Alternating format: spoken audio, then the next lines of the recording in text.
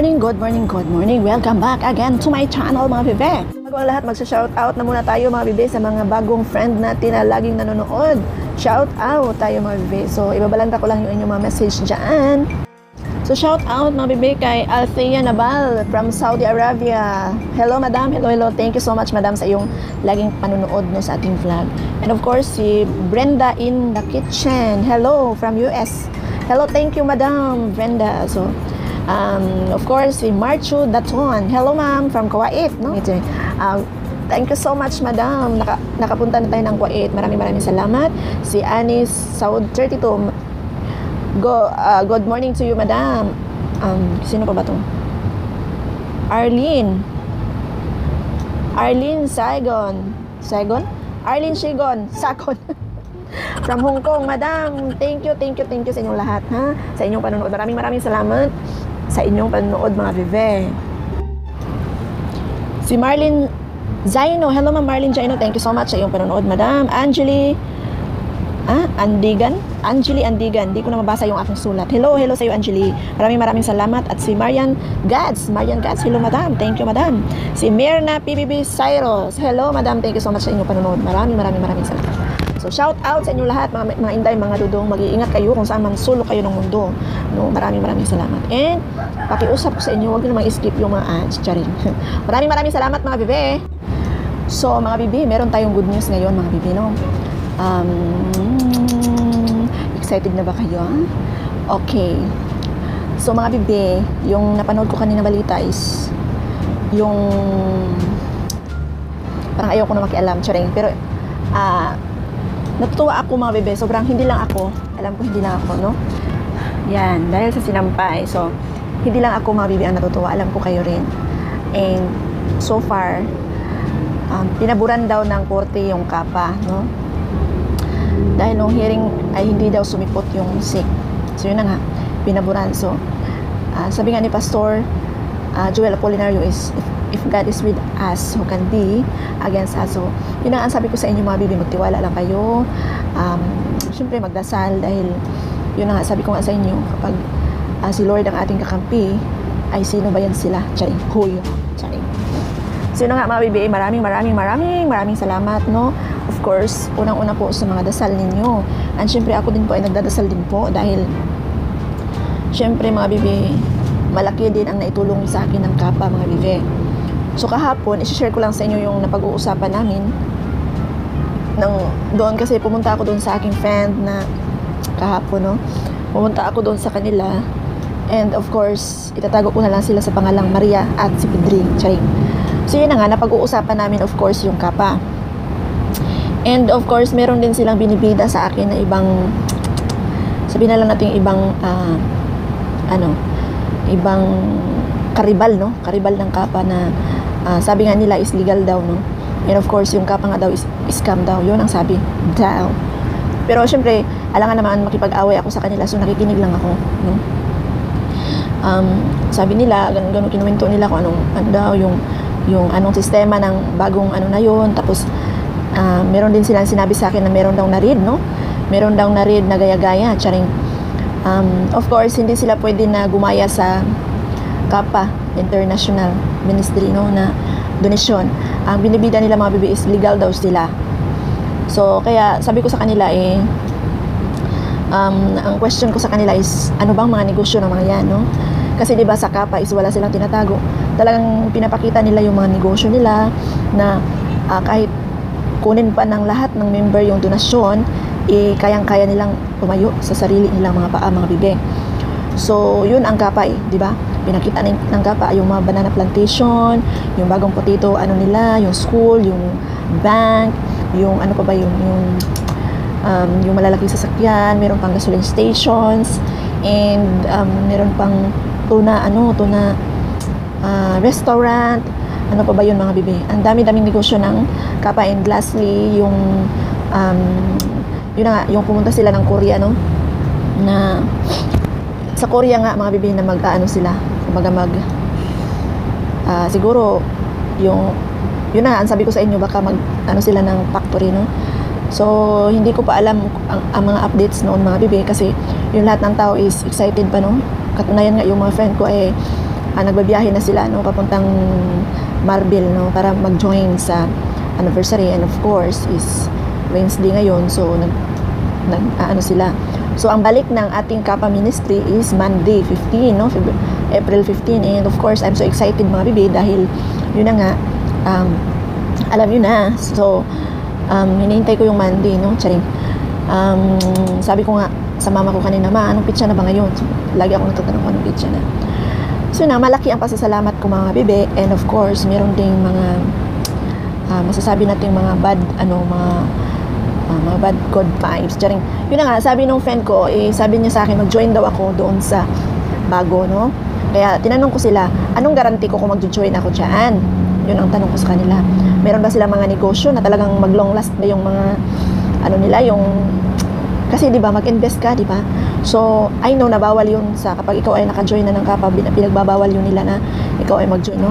Kasi pinaprotektahan lang po ng Kappa, gaya nga ng sabi ni Pastor Joel, baka yung iba is gaya-gaya lang, walang source of income, at sigurado naman siya mga bibi na talagang yung Kappa is magsusustain, no? And of course, sabi ko, ano bang mga negosyo nila? So sabi nung leader na positive lang, no? Yun ang sagot niya sa akin, positive lang.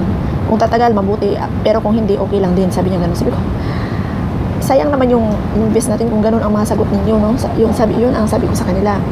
So sabi ko, ayaw ko nga makipagsapalaran dyan. Kahit yung husband ko is, sinabi niya, magkapa ka lang, no? Sabi niya ganun sa akin. Sabi ko, ano bang, kaya nga, sabi nga niya, yung mga mag-join daw sa kanya, kapag yan ang tinatanong daw is, sinasabi niya na positive lang, no? Kung tatagal, okay. Basta importante daw, nakabawi na sila, no? So parang ganun nga mga, yung parang kakabahan ka na, eh? Wala silang maipakitang business, sabi may mga products naman daw. Sabi ko, ang tanong, mabenta ba yung products nila? Kahit na mabenta yung products nila, kung yun lang naman ang nila, hindi magtatagal yan, no? So yung nila, pangako nila is 10 years kang bibigyan. So napaka-imposible naman ng mga bibe, no? Na wala silang maipakitang business. Of course, meron daw silang Google, no? Sabi ko, sa isip-isip ko, basta, sabi isip-isip ko, ewan ko. So maraming ngayon, maraming gumagaya, no? Dahil nakita nyo naman yung ibang vlog ko na sobrang daming tao mga bebe. Katunayan nga yung last namin napunta nung 8, no? Yung friend ko is 1,700 nga siya, no? Imagine, pang 1,700 siya nakukuha ng blessing ng mga time, ng mga oras na yun mga bebe. So yun na nga, sabi ko, hindi ako pwede dyan kasi di ba may Kappa ako, pinagbabawal yan na kung may Kappa ka, Kappa ka lang kasi di ba hindi ka pwedeng mag-serve ng dalawang master, no mga bibi. So yun mga bibi, ang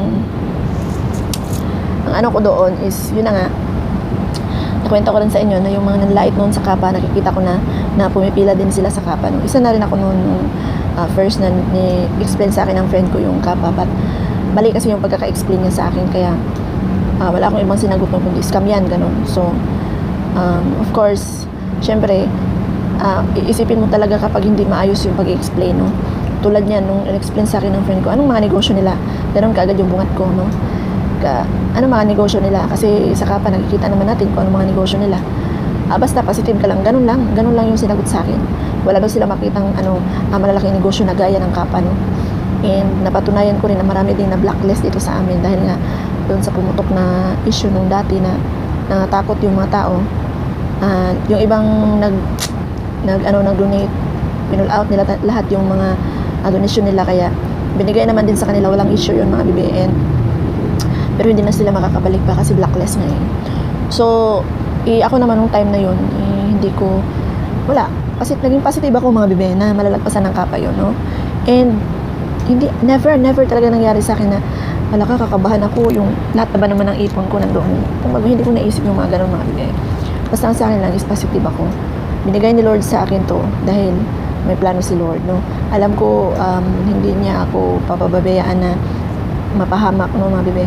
So yun ang iniisip ko, kaya until now Kappa pa rin tayo, solid ka pamilya, charing. And marami ding mga mga OFW na natulungan, di ba? Alam niyo naman yun. Maraming gusto nang umuwi dahil sa Kappa nakakauwi sila. So hopefully, syempre magdiliwang yung puso mo niyan kung makakarinig ka ng mga ganyan na sitwasyon na sobrang dahil sa kapa nakakauwi sila. Tapos yung iba, nakakabili na sila ng sasakyan. Tapos yung friend namin sabi niya, sa mga susunod na mga buwan, makakabili na kami ng sasakyan. Dahil di daw siya pinapansin dahil may sasakyan daw sila.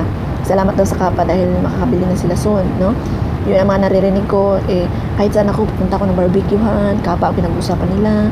Tapos mayroong mga maraming gumagaya, hindi ko maisip, no? Pero solid ka, pamilya pa rin kami. Sabi ko, bahala na si Lord, basta dyan lang kami sa kapa kasi alam namin ang takbo ko. Hopefully, patuloy pa rin tayo magdarasal mga bibi na tuloy-tuloy tayo. And of course, sobrang happy ako dahil yun na nga, pinaburan tayo and wala silang dahil sa donation and ministry, no? At alam nyo na yon yung mga expert na dito. So, yun lang mga bibi, and yun lang may share ko for today's video, no? And of course, maraming salamat sa panonood nyo. Maraming salamat sa panonood nyo. Wala tayong ibang gagawin mga bibi kundi ito lang, no? Magtatalak lang tayo kasi dahil nga dito na laging nakikita ni YouTube yung aking pagmumukha, na-approve niya kaagad ako ng 2 days lang, no? So, meron tayong friend na yun na nga, matagal na siyang nag-vlog and inimilan kagad siya ni YouTube na linisin yung kanyang account, no? Gumawa siya ulit ng panibagong account. Siguro dahil sa marami siyang copyright and hindi lagi yung mukha niyang nakikita ni YouTube. Of course, kailangan ni YouTube ng original, no?